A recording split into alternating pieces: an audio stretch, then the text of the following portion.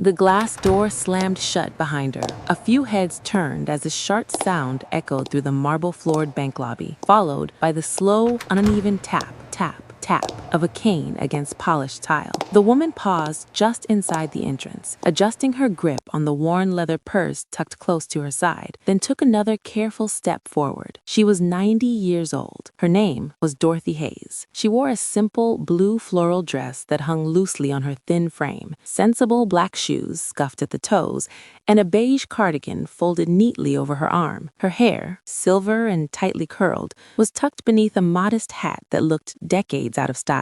Nothing about her suggested urgency. Nothing about her suggested wealth. "I just want to check my balance," she murmured to herself, scanning the room. If you love stories about courage and dignity, hit that like button now. You won't want to miss what happens next. The line was long. Dorothy sighed softly, but joined it anyway, settling behind a young man scrolling on his phone and ahead of a couple whispering impatiently to each other. She rested both hands on the cane, steadying herself, eyes drifting to the high ceilings and polished counters. She'd been here before, many times over the years, but something about today felt heavier, like the air itself was waiting. Then the doors opened again. This time, the sound wasn't quiet. Laughter spilled in first, loud and careless, followed by the sharp click of expensive shoes. A man strode into the bank as if he owned it, sunglasses still on indoors, phone pressed to his ear. "Tell them the deal's done," he said confidently. "If they want in, the price just doubled." He stopped just long enough for the valet outside to hold the door, then ended the call with a grin. Marcus Wellington III. The name carried weight in this city. Tech investor, real estate mogul, a man whose suits cost more than most people's rent, and whose wristwatch glinted like a challenge every time he moved his arm. He wore a tailored charcoal suit, crisp white shirt, no tie, effortlessly wealthy. He glanced around the bank lobby, his smile faltering as he noticed the line. "You've got to be kidding me," he muttered. Marcus checked his watch. Rolex, gold, flashy. He stepped into line directly behind Dorothy. Almost immediately, his foot began tapping, loud. Dorothy shifted slightly, sensing the impatience radiating behind her. She said nothing. Marcus leaned to the side, peering past her. "Is this the only branch open today?" he asked. No one in particular. The teller windows were busy. A few customers glanced back, then quickly looked away. Dorothy stepped forward as the line inched ahead, her cane scraping softly. Marcus exhaled sharply. "Wow." Dorothy turned her head just enough to acknowledge him. "Excuse me, young man?" He forced a smile. "Nothing, just didn't expect a history lesson before lunch." A woman 2 people ahead stiffened. Dorothy blinked once. "I'm sorry?" Marcus waved a dismissive hand. "Take your time. It's not like the rest of us have lives to get back to." A low murmur rippled through the line. Dorothy faced forward again, shoulders straightening. She'd heard worse, much worse. She focused on her breathing, on the rhythm of the cane beneath her palms. When she reached the counter, the young teller smiled warmly. "Good morning, ma'am. How can I help you today?" Dorothy leaned in slightly. "I just want to check my balance, dear." The teller nodded. "Of course. Do you have your card?" Dorothy opened her purse slowly, fingers trembling as she searched. Behind her, Marcus let out a laugh. Not quiet, not subtle. "Checking a balance," he said loudly. "What is this, 1985? Several heads turned. Dorothy froze for a moment, then continued searching. Marcus leaned closer, lowering his voice just enough to pretend he wasn't trying to be heard. Probably wants to make sure her social security check cleared. A few people shifted uncomfortably. The teller glanced up, uncertain. "Sir? I mean, come on," Marcus continued, gesturing around the bank. "There are apps for this, ATMs, assistants.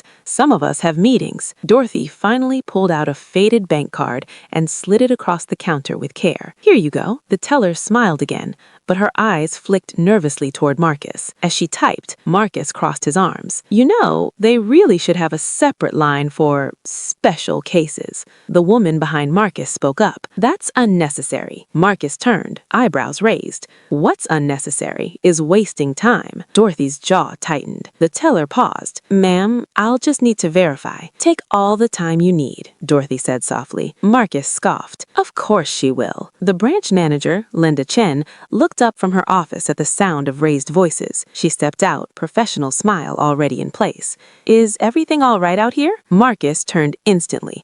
"Actually, no, your service is incredibly inefficient." Linda glanced between them and Dorothy. "What seems to be the issue?" He gestured at Dorothy. "I've been standing here while she does whatever this is."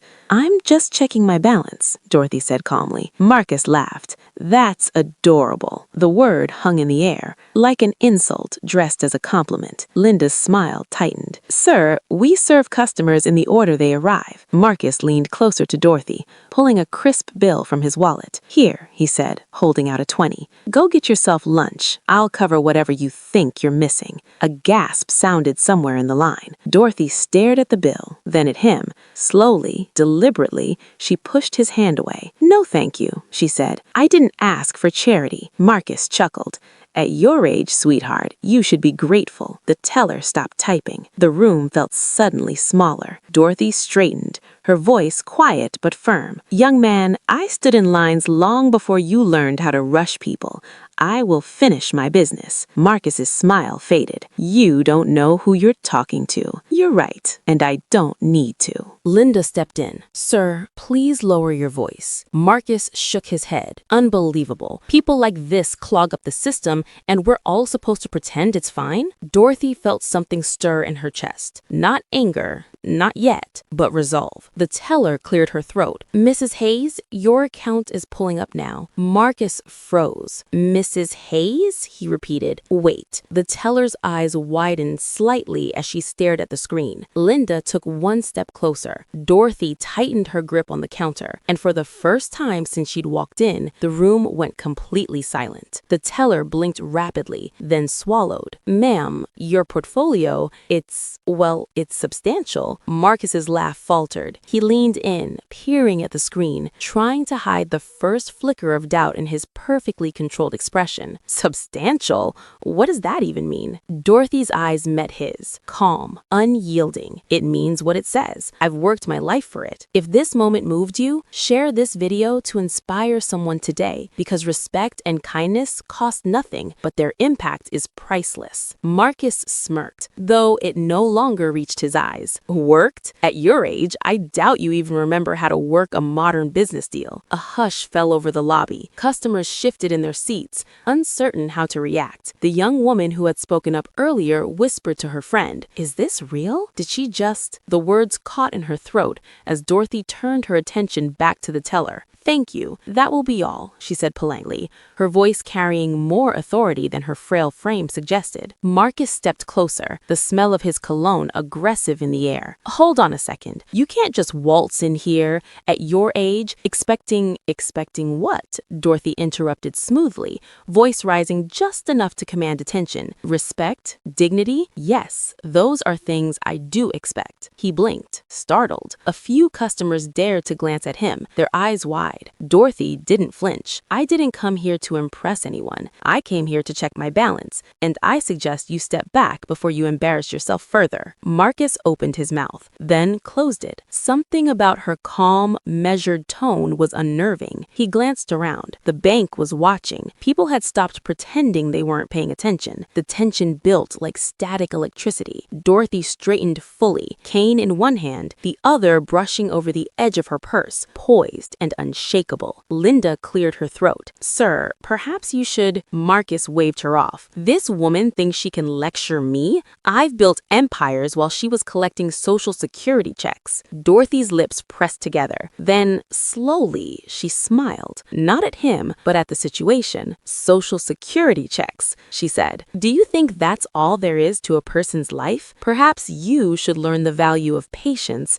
and history." The words were sharp, precise. Marcus's jaw tightened. He looked at the teller, then back at Dorothy. The balance on her screen wasn't just numbers. It was years of careful investment, of business acumen, of risk, of perseverance. And yet, she had chosen to live humbly. Marcus leaned closer. "Humble? At your age? Don't flatter yourself. You're nothing in this world." Dorothy's eyes flicked to him, then to the lobby. "Nothing?" she said quietly. "Funny, you're the one laughing at someone because of a number on a screen. That seems nothing to me. A young couple in line whispered urgently to each other. Did he just... He's not supposed to... The security guard, silent until now, let out a low chuckle. Sir, you might want to rethink that comment. Marcus turned, trying to regain his composure. Excuse me? I pay this bank more than anyone here. I deserve respect. Dorothy's gaze softened, deceptively gentle, and yet respect is earned not through money, but through character. Another hush fell. The lobby seemed suspended in time. Marcus's smile wavered,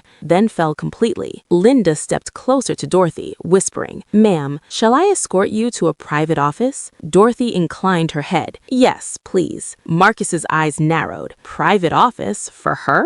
He laughed, though it sounded hollow. This is getting ridiculous. Dorothy followed Linda, cane clicking softly against the floor, passing a line of gawking customers. The private office door closed behind them with a soft click. Marcus leaned on the counter, muttering under his breath, "This can't be real." Inside, Dorothy sat, adjusting her hat slightly, calm as ever. Linda placed a cup of coffee in front of her. "Mrs. Hayes, I apologize for the disturbance. Your accounts, well, they're remarkable." Dorothy smiled faintly. "I didn't come for compliments. I just want to confirm my balance before making a donation." Linda's eyes widened. "A donation?" "Yes," Dorothy said, "to the Children's Hospital, their annual fundraiser." Meanwhile, Marcus continued his tirade in the lobby. A woman who probably has $300 thinking she can command attention? Unbelievable. The security guard shook his head. Sometimes the loudest people know the least. Back in the office, Linda tapped a few keys. Dorothy's account figures appeared on the screen. Millions. Marcus's disbelief echoed in her mind, even before he knew. Dorothy leaned back, sipping her coffee. "Two things," she said softly. "First, patience. Second, kindness." Linda looked at her, astonished. "Yes, ma'am, but your account, your wealth." Dorothy smiled faintly. "Wealth is useful when it helps others, not when it inflates ego." The scene shifted back to Marcus, pacing, his face pale, the realization starting to dawn. He had underestimated her entirely.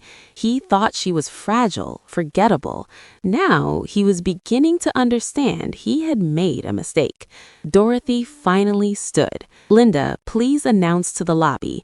The donation will be processed tomorrow. $500,000 to the Children's Hospital." The lobby froze. Whispers erupted. "500,000?" someone muttered. Marcus's hand shot up. "Wait, that's impossible." Dorothy's voice carried easily through the bank. "Not impossible, just unexpected, perhaps. Don't judge what you cannot see." Customers looked from Marcus to Dorothy, awe and disbelief mingling on their faces. The young woman from the line whispered loudly enough for others to hear, She's a millionaire?" Marcus's face drained of color. His smug arrogance cracked, replaced by confusion and embarrassment. He fumbled for words. She's just..." Dorothy's eyes locked on him. "You didn't know my balance, but you did know I was a human being, and you chose to mock me anyway." Linda looked at him sharply. "Sir, that's enough." Dorothy turned to leave, cane tapping rhythmically against the tile. Marcus tried to recover, but his usual bravado failed. He opened his mouth, then closed it, words sticking like honey. A final whisper from the lobby, a murmur of admiration. "I can't believe she did this quietly and with such grace." Dorothy's departure was slow, deliberate. Every step, every glance reinforced her presence. Marcus's humiliation wasn't just financial, it was social, moral, and deeply personal. Marcus stood frozen in the lobby, eyes flicking between Dorothy's retreating figure and the stunned customers around him. His pride throbbed like a bruise. Every instinct screamed to reclaim dominance, yet he found no words. The murmurs of astonished patrons filled the space, a low wave of judgment pressing against him. Dorothy paused just outside the office, taking a slow breath. breath. Linda followed quietly, giving her space, but ready to intervene. Dorothy's cane clicked softly against the tile, a sound that seemed to echo through the still air, like a metronome marking Marcus's unraveling ego. "Did you see that?" whispered the young woman in line. She didn't yell, she didn't scream, she didn't even raise her voice, and he's completely undone." A man nearby muttered, "I can't believe he thought he was superior, at her age no less." Marcus finally opened his mouth, but it came out as a rasp. I didn't know." Dorothy's eyes met his, calm, piercing. "You didn't know my balance, but you did know how to belittle someone weaker, or so you thought. That's your choice, not mine." Marcus flinched. You can't possibly, can't possibly what?" Dorothy interrupted gently, leaning on her cane. "Surprise you? Expose the arrogance that comes with money? Remind you that respect isn't bought." The lobby was silent. Even the tellers watched, transfixed. Some had never seen such composed dignity, paired with quiet, undeniable power. Linda spoke softly, yet firmly. "Sir, I think it's time you reflect." Marcus swallowed hard. "Reflect on what?" Dorothy's voice carried like steel wrapped in velvet. "On how you treat people, on what it means to assume superiority based on appearances, on humility and the cost of ignorance." Marcus shifted uneasily. "But all this money, you're giving $500,000. Dorothy tilted her head slightly, a faint smile appearing. "Money is only useful when it serves others, not inflates egos." "Then why be modest?" Marcus stammered.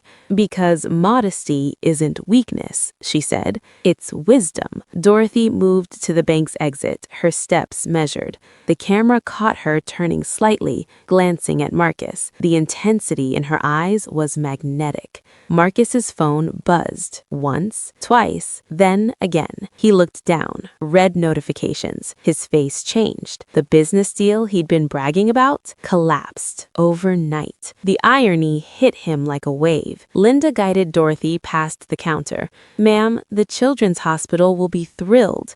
Dorothy nodded. "Wealth isn't mine alone. It belongs to those who need it most."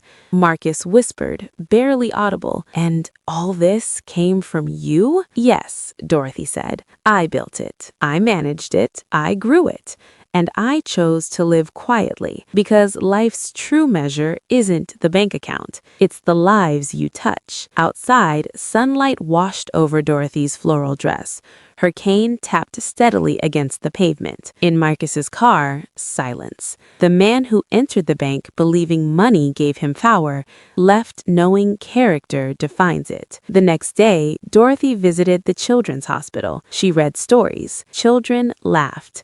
Hope filled the room. Across the city, Marcus watched the news replay her donation. $500,000. No press conference, no ego, just impact. Weeks later, Marcus began volunteering at a senior center. No cameras, no announcements, just listening, learning, changing.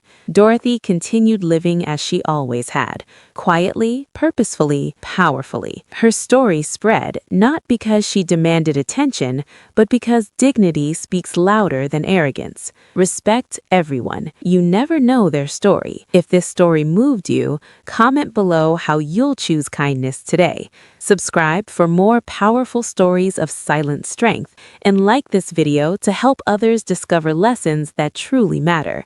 Inspired by unsung heroes everywhere. Stand tall, speak kindly, and never underestimate quiet strength.